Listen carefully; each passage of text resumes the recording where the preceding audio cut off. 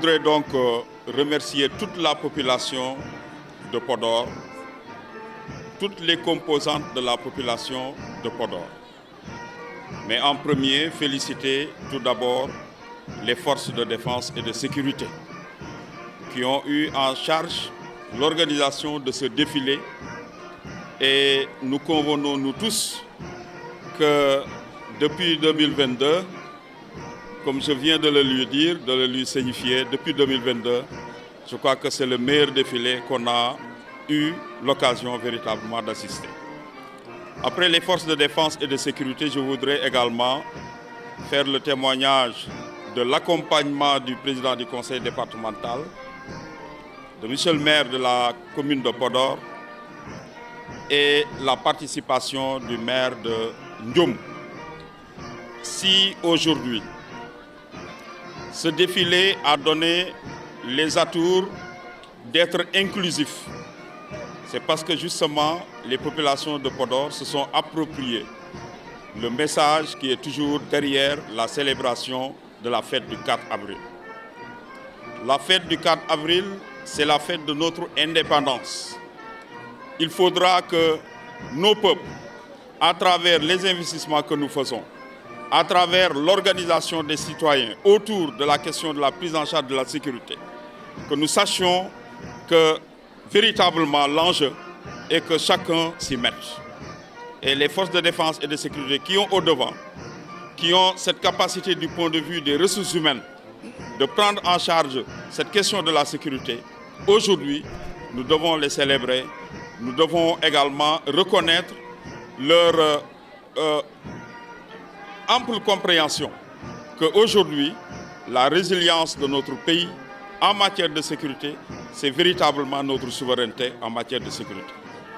Et quand on dit prendre toutes les intelligences et mettre au service de la sécurisation de notre pays, c'est une façon d'inviter également les jeunes étudiants à adopter la carrière militaire.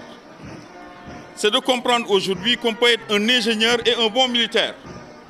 C'est de comprendre maintenant qu'au cœur de l'armée sénégalaise, il y a des surdoués, il y a des médecins, il y a des informaticiens.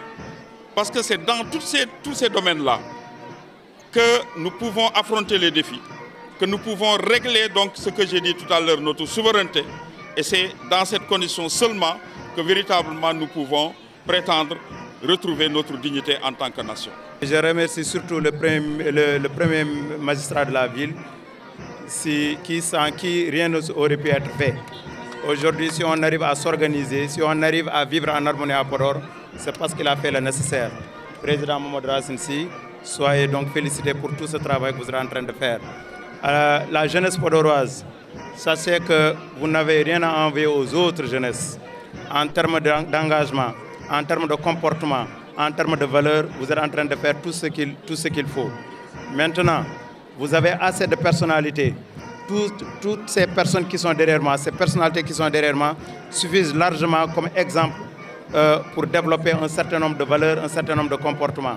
Si le préfet, si le président Mamadou Dia, si le président Mamadou Racine Sy sont arrivés à cette piédestal qu'ils sont, c'est parce qu'ils ont fait ce qu'il fallait en termes de comportement, en termes d'éducation. Ils ont accepté d'être de bons jeunes, ils ont été à l'école, ils ont été bien formés, ils ont été bien éduqués, ils sont issus de très bonnes familles. Aujourd'hui, ils sont la fierté de toute une nation. Et vous aussi, hein? Soyez les exemples, considérez-les comme des exemples et à partir de là, je pense que vous pourrez avoir un avenir meilleur.